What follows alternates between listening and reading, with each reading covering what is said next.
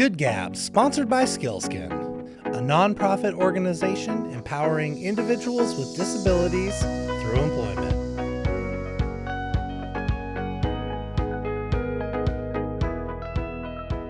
Good morning. Today, we get the great pleasure to speak with Terry L. Fossum, ultimate driving force. This is an award-winning author, #1 on the Wall Street bestseller list. Terry, thanks for joining us. I'm so excited to be here. I really appreciate you having me. Yeah, Terry, it's just a good morning this morning. Yeah, like winter is still with us, maybe waning. Maybe. We'll take it. Whatever. Yeah, we'll take it. Absolutely. Well, thanks for joining us. It's just, we're happy to have you here. And yeah, tell our listeners a little bit more about you. Yeah, you bet. Be happy to. First of all, I'm not native to Spokane. I'll go just my more recent background, then we'll go back further than that. I'm from Texas. Texas, so all right. Our neighbors to the south.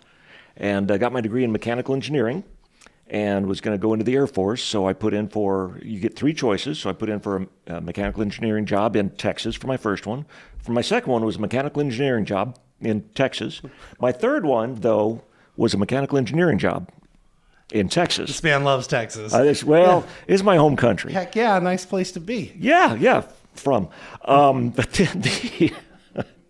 But then the Air Force gave me my assignment, which was a non-engineering job, spearheading a brand new career field in the Air Force. Nobody had ever done it before, in somewhere called Spokane, Washington.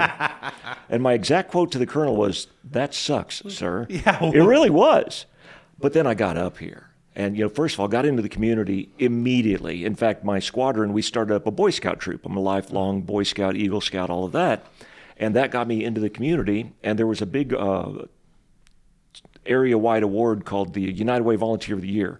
So I got here in '88. By '90, I was the United Way Volunteer of the Year for the area. You're like, all right, I fit in. Well, you can't not. The people around the Spokane area, Coeur d'Alene, this whole area, the Northwest, are just amazing, giving, caring people. It's true. It's true. And they rally behind a cause. So right away, I love these people. I got up into the mountains. You notice I haven't left, right? Right. Like a lot of us military people, we don't leave because we get here and it's I know, amazing. it's like the secret. Yeah, the inland Northwest. And let's keep it like that. We're okay with that. No doubt. Got into the community, started a little business on the side, and then they couldn't move me out. They couldn't do it because I just loved the area too much. The business was going well. So I stayed. The rest, as they say, is history. But talking about some of the things that might be of interest to specifically your listeners is it wasn't always that great. In fact, the place that I grew up in, Texas, was literally the poorest city in the entire United States of America, the poorest city. And I love my hometown, don't get me wrong, I really do. Great people, great food, the whole bit. But it could be a little rough growing up there sometimes with all the gangs and the drugs. I can imagine. Yeah. In fact, I was on the wrong end of an assault rifle in junior high in my own back alley. Yeah, I bet that didn't feel right. That, it'll get your attention. It'll get your attention. And of course, there's stories behind that. So that was in junior high. In high school, my father was killed. Before he died, one of the neighbors came up to him and said, "I just want to make sure you understand something. Not a single one of your boys will ever grow up to be anything." That's my start. Now, again, don't There's get some me wrong. motivation behind that statement. Well, and it turned out to be that way. In fact, that statement right there not only propelled me, but now, because of this book that's come out, that concept of letting something like that propel you, not hold you back, but propel you, is now helping thousands and thousands of people across the country and around the world. So every negative, for the most part, can be turned into a positive. And that's what we've done. And now that's what I go out and teach, one of the things. Well, Terry, tell us more about this book. So what a blessing, what a blessing. First of all, I should say that I started in business, right? And I mentioned it turned out really well. It did not start that way. I was terrible at it, okay? I was terrible. I'm a mechanical engineer, nuclear warfare officer, not known for sales skills, right? Right. And I would try. But everything can be learned. Everything can be learned, if you have the appropriate motivation. But it wasn't working for me because I would try and fail and try and fail and try and fail. I finally built up to where I was making $40,000 a year, which overtook my captain's pay. I'm excited. I'm jacked. This is it. I made it, right? and literally lost 3/4 of my income overnight. Ouch. That's not the word I used. I was heartbroken. I was heartbroken. There was tears. Absolutely, there was tears. I was devastated. Devastated. After trying so hard, so long, so hard. Maybe he was right. Maybe the guy was right. Maybe I really was going to grow up to be nothing. Wait a minute. It ticked me off. Good. Yeah, that's what happened. It ticked me off. I said, now, wait a minute. I can let this devastate me, or I can let it fuel me. And then I started reaching those goals, because every time I'd get the 25th no, or I'd be tired, exhausted, I don't want to keep doing it, I'm not going to do it anymore, I would go back to, no, I'm not going to let that happen. I'm not going to. So I found out something throughout all of this, and this was fascinating to me. I actually created what's called the ox cart technique, just based on my own experiences. I found out there's Nobel Prize winning science behind it.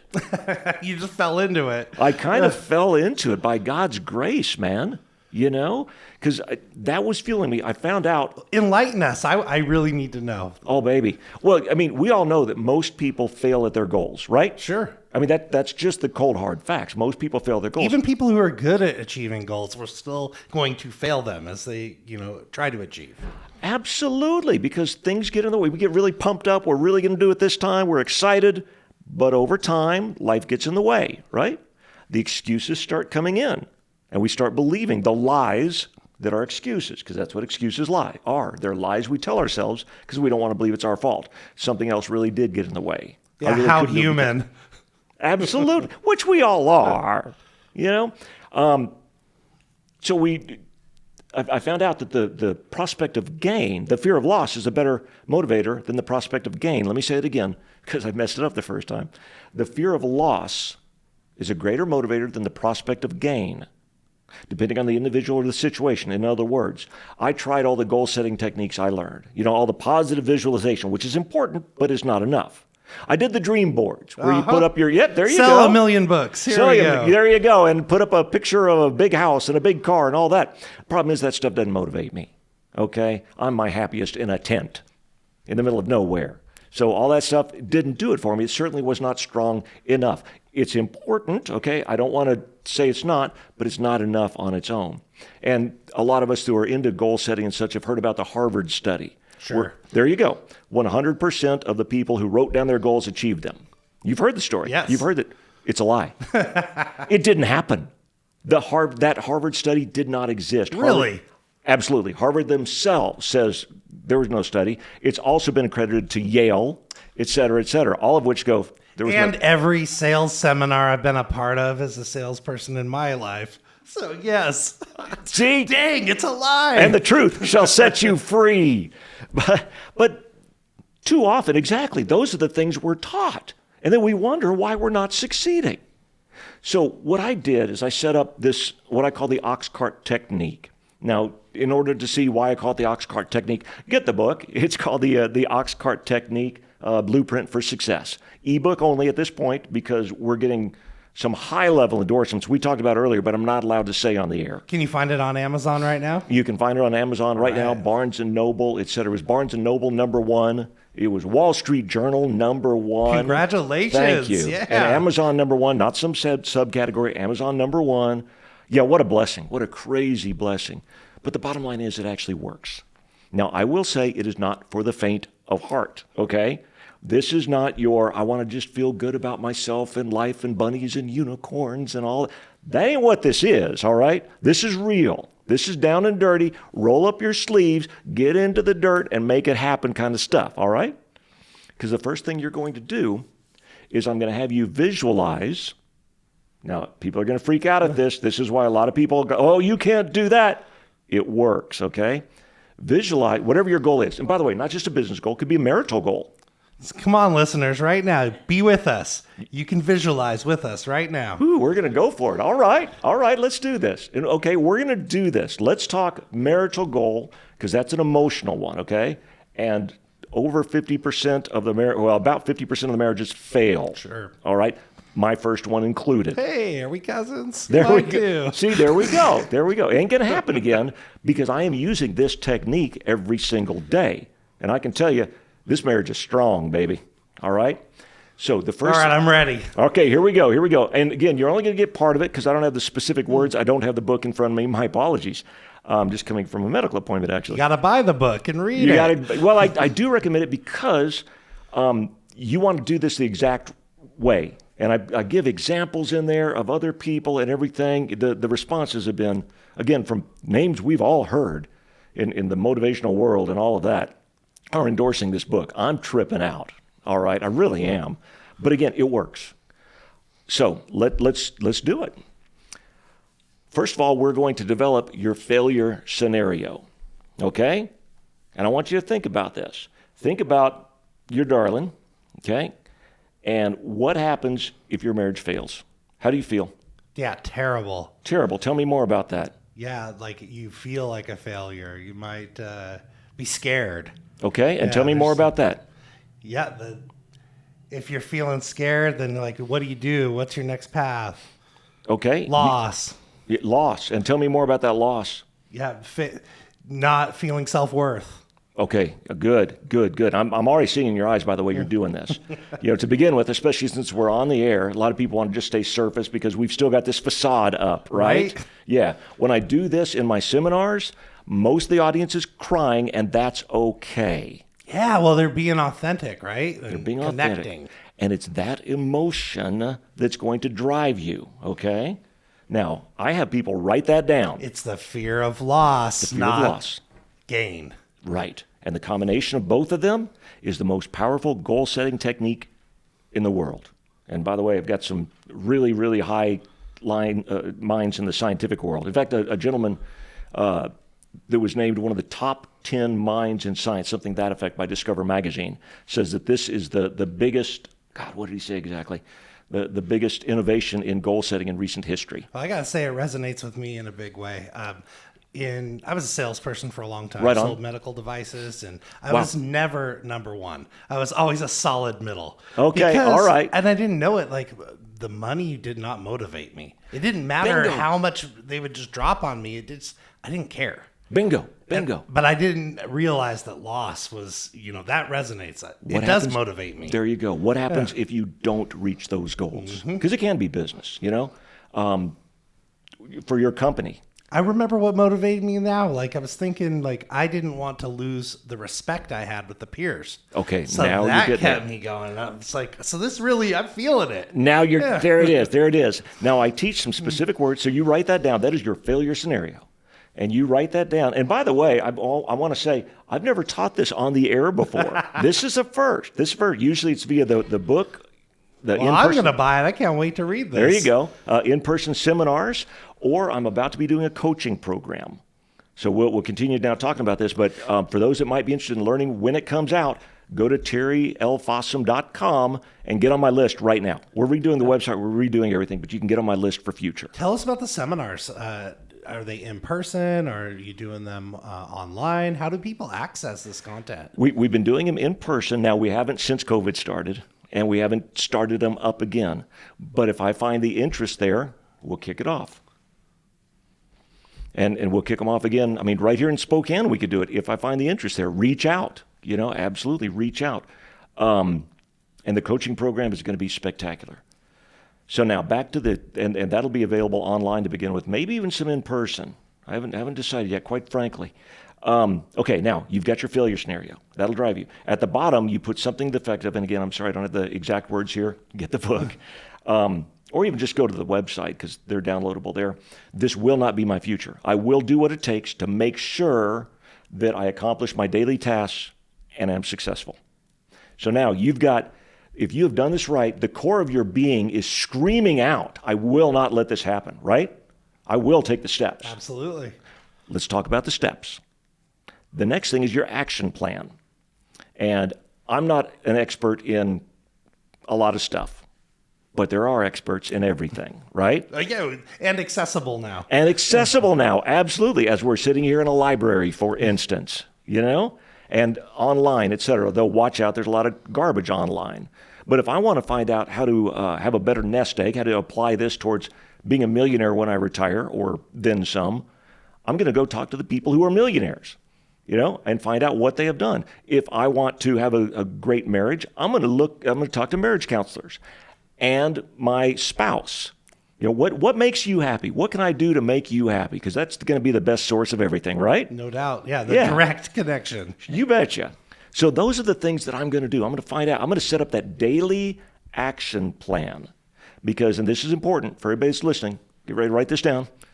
The decision to succeed does not happen once. It happens several times a day by the actions we take or do not take. I say it again. The decision to succeed does not happen once. Yay, I'm really going to do it this time. It happens, in fact, every single day. In fact, several times a day by the actions we take and do not take. Yeah, all those little whys, all those little decisions that happen throughout your day. Yeah. Or the excuses got in the way and I didn't do it. Mm-hmm. Or the self-doubts, the et cetera, which we'll talk about in the audio program. So that is, and we're going to do a special on that audio program for you, aren't we? That's right. So that action plan is critical. The steps you will take. And by the way, I do not set goals. I don't set goals. I gave it up. Really? So how does that look then? Just those little decisions? I set absolutes. I will absolutely do it. Come heck or high water, I will absolutely do it. And you know what keeps me to that? Because you're absolutely going to do it. I'm absolutely going to do it. And I've got this ox cart technique because every single morning I read that failure scenario. It makes me, my subconscious scream to take the actions, not to let that happen. And then I read those actions. By God, I'm going to take them. And then, now here's the fun part. Now we're going to get to, this is more fun, your success scenario. I want you to now visualize that happy marriage. Let's say 10 years now, 20 years now, 30 years. I saw this old couple walking down the street the other day here in Spokane holding hands. Yeah. Right? And you can just tell they've got that love that can only come from so much time together, from going through the troubles together, the challenges together, not letting their failure scenario be their final scenario. But that success scenario. So now I want you to take some time and let's bring the energy up here. I want you to focus on your spouse smiling at you, love in their eyes. I can see it. Yeah, happy as can be, still together, doing something fun together that y'all love to do. Now I can see in your eyes right now, you're doing it, man. I am. Doesn't it feel great? Yes, because I'm on a beach and it's warm and we are holding hands. I love it. Wrinkles and all. Wrinkles and all. Yes. God bless the wrinkles. Absolutely. And now at the end of that one that you're going to write down, this will be my future. I will do whatever it takes to make sure it comes true. So every day you're going to start by reading the failure scenario. Make your subconscious scream to take the actions. You're going to read those actions that you will take because you're going to be inspired to do so. And then you're going to read that success scenario. So you've got not just the prospect of gain, but the fear of loss, both working for you. Leveraging those two things together. Absolutely. Love it. It works. Whatever the goal is. And I've got in there, fascinating piece I'll go very short on. I was writing the book. I was in my house, my home office, writing the book. And I'm writing a chapter on addiction. Now, I'm not sure I really want to include it in there, okay? But I'm going to write a chapter on addiction. And, maybe I will, maybe I won't, but I got to write it. It's in my head. I got to write it. While I am writing it, my doorbell rings. I'm like, okay. I go up, and it's one of my house cleaning team. And she goes, oh, Mr. Fossum, I'm so sorry to bother you. I left my favorite sweatshirt here yesterday. Can I look around for it? Like, yeah. Yeah, you know the house better than I do. Go for it, right? And, thank you. But something felt weird. She goes upstairs into our bedroom area, and I follow her very quietly up the stairs, and I look through into my bathroom area, and she is in my underwear drawer. Like, what is happening? That is part of the words that came into my mind. There might have been a couple of extra thrown in. And I'm looking at that, I'm going, well, finally, okay, your sweatshirt is not in my underwear drawer. And she, yeah, no, it was open. I was closing it for you. And she looks past me at that point, as I'm about to say, wait a minute. She looks, there it is. And I look over there, and there's a sweatshirt partially underneath my bed. Like, okay. And she, thank you so much. Like, okay. And she leaves. So I call up my wife, and I said, my wife, my darling, was there a female sweatshirt underneath your side of the bed? She says, if there was, you'd be the first one to know. So I called up the head of the house cleaning team. She was robbing me. She'll never be in my house again. You decide what to do. Again, I'm going to try to go condensed. They call me up the next day. She's in tears. Oh, I'm so sorry. I'm so sorry. I'm so sorry. That doesn't mean anything to me. Sorry. Yeah. We need some accountability here. Absolutely. Until she says, I'm addicted to painkillers. I have been for 12, 14 years. Nobody's ever caught me. My husband doesn't even know. Whoa. Yeah. I was taken aback. This gal, she's been cleaning my house for a while. Nice gal. Anybody can get on that. We see it all the time, don't we? Yeah, we do. So I'm thinking, okay, how can I help her? That's a nice, a movement to that, from anger and the mistrust and, being betrayed to like going to help. Well, that's admirable. I like hearing this. Well, God's Keep going. God's given me a lot of gifts, man. I can take zero credit, So God's given me a lot of, this is my faith. Everybody can think whatever they want. This is my faith. And so who am I, right? Not to mention, it's taken a little out of context, but the grace of God go I. It can happen to anybody. It happened to her. So how can I help her? Okay. The fear of loss is a greater motivator than the prospect of gain. You're going to prison. Oh, tears. You're going to prison. This is a felony. By the way, I had some oxy whatever the heck in there that I didn't take after a knee injury or something because I didn't want to get addicted, right? And that's what she was stealing. So you're going to prison. And, okay. I let that sit in for a second. I let that failure scenario sit in for a second as that went through her head, everything that went through her head, because it did. Oh, yeah. Right. I said, unless. Gasp. Silence. Unless you check into inpatient treatment immediately. After that, you do outpatient treatment. And by the way, I'm going to send you the notes for my ox cart technique book. I want you to read it. I want you to do it. Oh, thank you, sir. Thank you. No. You're about to be in some work. You're going to, yeah. And I will follow up. I absolutely will follow up with you and make sure you do it. And if you do it, then you can be free of this finally. You don't have to lie to your husband anymore. You don't have to steal from people. Success scenario. So you can see I've given her the 3 pages right there. Set it up. I'm extremely happy to say she did it. She's still clean. I just checked with the head of the housekeeping team just the other day. Still clean. Still clean after all this time. Incredible. That chapter is in the book. Rightfully so. Well, again, I'm not an addiction expert. I am not that person. It's not about that. There are those people out there, and they're the ones I recommend that you talk to if you're in that. But I am a motivation expert, I guess. And if you're motivated to change, here's the techniques to do it. There you have it. There you have it. Absolutely. So that's the background to the book.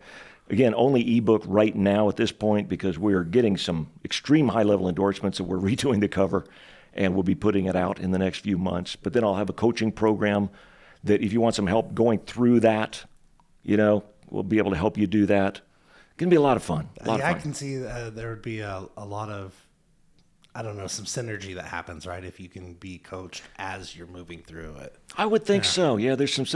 We do that in our own work here, at SkillSkin when we're helping people with disabilities. We like to just try to come up, alongside someone. Yeah. And, we start to assess, see what people are good at, see what their, hopes are, and then just start to work down this employment journey together. I love that. I love that. What a goal. What an admirable thing to do. I love that. Thank you for doing that. Well, it's our pleasure. Absolutely. Yeah, we couldn't think of doing anything else besides empowering people. And that's we love having you on to, speak about, what you're working on in our community and, giving tools that's not just for Spokane or where we're at. I mean, anyone can access this all over the world. Yeah, that's true. Yeah, that's true. Let's talk, because I know a lot of your audience is nonprofits and the people, business people, et cetera, that support those nonprofits. So let's talk specifics there. And now we're tabling the whole ox cart discussion for now. I was very blessed to take over as the president of the board of directors for the Inland Northwest Council Boy Scouts of America. Thank you. As a past Boy Scout, and an incredible program. Thank you. Absolutely. That's what changed my life. And I'll speak to that real quick, and we'll come back to the nonprofits. Yeah, that'll be a good order to do this in. So I'm never going to grow up to be anything, nor my brothers, right? But we had scouting. We had people that cared about a kid like me. And that can be many nonprofits. Your nonprofit cares about people that maybe a lot of people don't care about or have forgotten about. I was on the board we talked about for Project ID. What a great organization as well, Somebody cared about me. Somebody cared enough to take care of a kid like me. So I'd love to offer some ideas to all the different nonprofits and the people supporting them that are listening in right now, if that's okay with you. Absolutely. Okay. Yeah. I keep thinking what you're saying in Boy Scouts. I had a similar experience, though. I grew up on the lower South Hill. That's where I grew up, and our troop was definitely not the most well-funded. Yeah. But we're definitely loved, and someone cared about the 20 people that were in our troop. And we would go to camp, and a lot of first-time experiences for people. Yeah. I had, personally, I was blessed with some, diverse experiences in my life. But some of the folks in our troop, they just didn't have the means. Yeah. And Boy Scouts helped them. Absolutely. And, yeah. Sorry, I just was thinking about that. No, that's cool, man. That's so cool. And it really touched me. There you go. Well, and again, our stories are just 2 out of millions of stories out there, just like them or worse. That in this case, scouting has helped. And in the case of broader nonprofits that are helping. So for all the people out there, am I really making a difference? You are. Yes. Okay, you're listening or watching to 2 people that made a dramatic difference for. Now, when I took over as president, we were going through some challenging times. And I'll admit that. We had just separated from our CEO, we'll say that. Where the LDS Church had just pulled out, which was a huge percentage of our population here in Inland Northwest Council. Huge. In fact, it was 54, I believe, % of the units were gone like that. That's huge. That's huge. It can be devastating. It was devastating. Imagine the budget. Imagine that just got crumbled. Okay, now let's hit a national restructuring going on, and all of the press going on about that. Now let's add in COVID. It just piles on. Bam, bam, bam. And people, ask me often, God, you probably wish you weren't the president during that time. No, I thank God I was president during that time. That's the time I could make the most difference. Yep. With a lot of help with a lot of people. Don't get me wrong here, all right? A lot of great people. One of the first things we did is I said, do not think outside the box.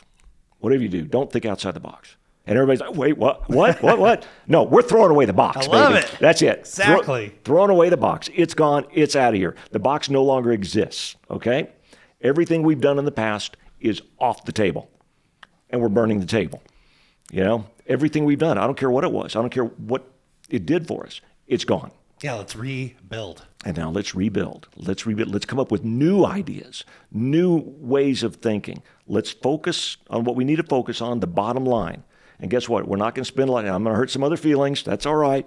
We're not going to spend a lot of time figuring out a new mission statement and all these different pillars and stuff like that we've done in corporations. I used to teach TQM, Deming series, all that kind of stuff. I don't do that anymore. What do we need to do? Bottom line. How do we do it? Okay, good. And the reason we're not going to take a lot of time developing that is because we're going to keep changing it. Exactly. The iterative process. The iterative process. I'm a big fan. And I think, as nonprofits can understand the iterative process and how to fail fast, take some of these techniques in the business community, they will get stronger faster. I love that. Fail fast. Yes. I love that. Stealing. Yeah, I love that. Fail fast. Fail fast. Absolutely. Get out there and screw some things up. Exactly. You'll learn each time. But the environment has to be where that's okay. And Good that's point.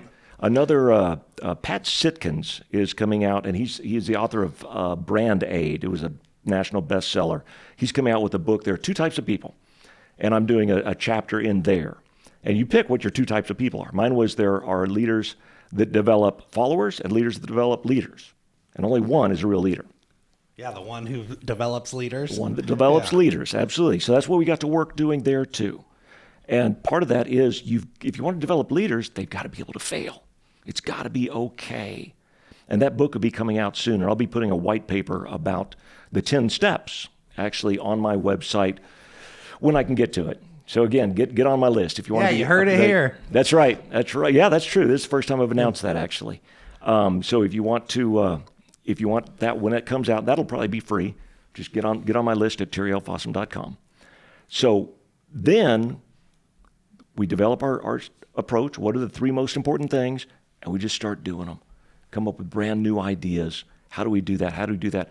We redid, just as one example, and I'll give, I think, hopefully listeners an idea of, okay, how do you throw away the box? Is nationally, councils were selling their scout camps. Right. Because it is they needed money, and that's where it was. They needed money, that's where it was. And if you look at the numbers, that's the biggest draw on their budget. They're spending a lot of money on those scout camps. Okay, you need the money, that's what you do. Absolutely not. Right, because you're never going to be able to buy it again. Thank you. Thank you. You'll never buy it again. And, okay, but it's got to make sense. You know, again, this is a board of directors. All of these nonprofits are a business, and we need to talk about what the goals are and how do you focus people on that. Remind me to come back to that. But how could we not only keep those camps, and by the way, there's huge battles for selling them right here. We have 3. We're not a big council. We shouldn't have 3.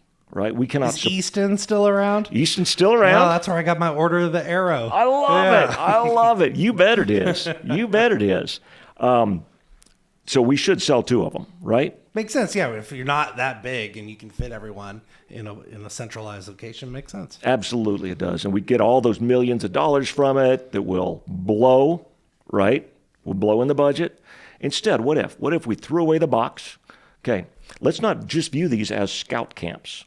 We have properties. We are landowners.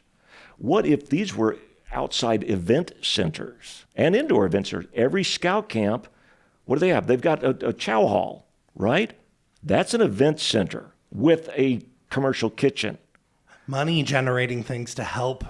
Yeah. Bingo. I see it. 100%. Yeah. Non-scouting revenue. So it's looking at different ways to create revenue. And that's the biggest one that we fell on, was we can create crazy revenue through that, enough to overtake all of our other revenue streams. Think how many people would want to have a wedding at one of these places. They're incredible. They are incredible. And we have all sorts of weddings there now at Camp Grizzly, Camp Coles, and Camp Easton. Lots of beautiful, gorgeous weddings. Absolutely. Remote property. You talk about team building ideas for your business, for your nonprofit. What do we have at scout camps? It's full of team building. It's what we do. You know, so it's amazing. You could have canoeing, shooting events, obviously all sorts of maybe high ropes, low ropes, depending on the camp, you know, lashing, all this kind of fun stuff. Team building, team building, team building. I see it. Yeah, absolutely. So, by the way, for those interested in that, contact the local Scout Council, Inland Northwest Council, 509-325-4562. There we go. Can you tell I've called it a lot? So because of that, now we've generated over 6 figures in new non-scouting revenue last year. And we haven't even started. I love that kind of creative thinking. In nonprofits, like, now that I've been involved for a number of years now, that's one thing that I've just noticed, that a lot of nonprofits are just great at outputs. Yeah. And just no one's measuring outcomes. And I'm thankful I work for one that really focuses on outcomes, you know, Right on. Skillskin. But that's something that I think that nonprofits should really look at. Just because the government funds you or whoever your funders are tell you to do something, like, what are you really doing? Good. And I just want, I know we can do better. Good. In that. And part of the leadership training that you're talking about, I think, I don't know, it just feels like it's a similar conversation. Absolutely. Absolutely it is. And there's so many different ways. And again, I'll be excited to be able to get to that white paper and get it out to everybody, because it's going to be, okay, you want to create leaders. What are the 10 steps for doing so? The chapter in Pat Sitkin's book, there are 2 types of people. We'll have the first 5 in there. And then I'm working on the book that'll be, whatever I call it, the point, that's developing leaders. And that's going to be fantastic, I think, to help a lot of people. Because again, now if we can take these, not just businesses, absolutely, you want to develop leaders. Nonprofits develop leaders. Yeah, the margins are so low, you have to be excellent. Yeah. That's the only way you're going to have lasting power. Yeah. And when you talk about goal setting, like, it's just being creative in your goals. Not that you're going to, spend through the $1 million in grants that you got, but that you're actually going to change someone's life. Absolutely. Or whatever your mission is for. And that's the important thing, and I teach this to corporations as well. Nonprofits, we've got a pretty good vision in our mind. What are we doing? I boiled the Scouts down to, and they've got a big, long mission statement, which is cool. It's awesome. We turn boys and girls into honorable men and women. Bam, bite size. Anybody can remember that statement, and it's right there. And if we don't do what we need to do, we won't reach those kids. There are kids out there that, and this is what I really pushed in here, there are kids out there that need scouting, kids that need, and if we don't do this, they won't get it. No. And then what'll happen? Same thing with all the nonprofits out there. Now, for businesses, all too often, if I ask a business owner, what do you do? They're going to ask me what they make or what they serve. Like, we make widgets. Cool. Yeah. Who cares? How many networking events? That's exact conversation plays out over and over. Beautiful, Yes. beautiful. And we need to talk about speaking too before we're done here, but that is absolutely right. Not to mention, it will not motivate your employees. Okay? A fascinating thing is if you build a fire underneath somebody, they will stomp it out the moment you walk away. You build a fire inside of somebody, it'll burn forever. So that's our job. Even as a corporation, a business, who cares about what you're doing there? Your employee will work for X dollars plus one somewhere else unless they care. And there's a lot of things that go into that, but let's talk about the number one thing, that you're making a difference. Everybody wants to make a difference. Absolutely. So your widgets. What happens if your widgets don't get made? What happens to people? Yeah, they lose their jobs. Well, let's do the ox cart to even a company's mission statement, and let's drive that home. I was working with one a billing company, a medical billing company actually, and doing a seminar for them. And I brought that up, because it's okay. We do medical billing, right? Oh my God. Okay, what happens if these organizations that you're supporting, if things get screwed up? What happens if y'all mess up? Yeah, people die. People die. Let's take a moment. Let's internalize who those people are. We can just say, let's focus on get a face. Get a face. That person's depending on you. And you mess up, or you don't do it, or you don't care, or what happened to them. Okay? Failure statement. Scenario. Success scenario. Let's think about all those organizations you're helping because you guys are doing such an amazing job here, and why it is important that you're showing up ready to work, and you forget about the office politics because that doesn't matter compared to saving somebody's life or whatever it is that your main mission truly is. If you can focus your employees, that's critical. Now, let's talk about part of your external advertising. We're going a little off here, but that's okay. What is the Olive Garden? What's their saying? Soups and breadsticks, what comes to mind to me. Well, it's when you're here, your family. There you go. When you're here, your family. Family. They want you to have that feeling right there. Absolutely. So they're not just selling soups and breadsticks, which are very good, but your family. They want you to feel that. What's the saying for Ace Hardware? Yeah, apparently they haven't co-opted my brain very well because I don't know. I'll be darned. Ace is the place for the helpful hardware folks. Yes, it is. There you go. When I'm doing a project, first of all, I'm terrible at projects. I'm horrible, okay? So you go 3 times every time you start a project? At minimum. And I know I want to go to Ace is the place with the helpful hardware folks because they're going to be helpful. So that's where they're taking, not we sell hardware, to no, we're helpful. So that's how they're using this concept, and yet so many companies don't. So that's another thing that I work with companies on out there as well. And nonprofits really need to internalize this and drive this home. Put a face to it. Put a face to it. What you're really doing. You want your volunteers to be all in? Put a face to it. Your donors? Put a face to it. Everybody. Obviously your staff. Put a face to it. Wise words. I really appreciate that. I've learned out of messing up a whole lot. So, Well, we appreciate you sharing that. And I know our time's coming to an end here. And I'm wondering, are there any parting thoughts that you would like to let our audience know, or anything on your mind? Two quick things. Public speaking is critical. If you want to be able to get your message out, it's critical. Also have a book on that. I'm not just necessarily here to promote the book because, quite frankly, I'm doing okay. But it's called The Simple Guide to public speaking without losing your lunch. Well, everyone's so afraid of public speaking. That's true. It's not an idiom people say. It's truth. The majority of people have a tough time. And I do too. I have a trick that I use before this thing, I used it. Okay. There is a trick, and it's not look at your audience like they're naked. No, God, no. There is a trick that has changed so many people's lives within minutes, and it's in there. And this is important. Too many CEOs suck at public speaking. Too many spokespeople suck at public speaking. You've got to master this. You've got to be good at it. But the number one thing is don't worry about the words. Worry about the feeling. Yeah. Never speak to inform. Speak to inspire. Speak to inspire action. That's critical for your audience as well. And then the last thing is just never give up. Never give up. Keep going. It's too important. Focus. Do your failure scenario, your success scenarios. Do your action plan. Help other people do it. Get the book. It'll really help you do it. Get on my list. When the coaching comes out, that's going to be helpful. But what you're doing is too important not to. So please, whatever you do, when the self-doubts come in, when the frustrations come in, the 25th no, and every other excuse gets in the way and tries to make you believe you can't do it, no. Blow it off. Keep going. And guard your attitude like your life depends on it, because it does. Terry, thank you. Thank you for sharing time with us today. How do our listeners access your content and make sure they're up to speed? What's your website? You bet. TerryLFossum.com. I'm not very creative. TerryLFossum.com. And look on there.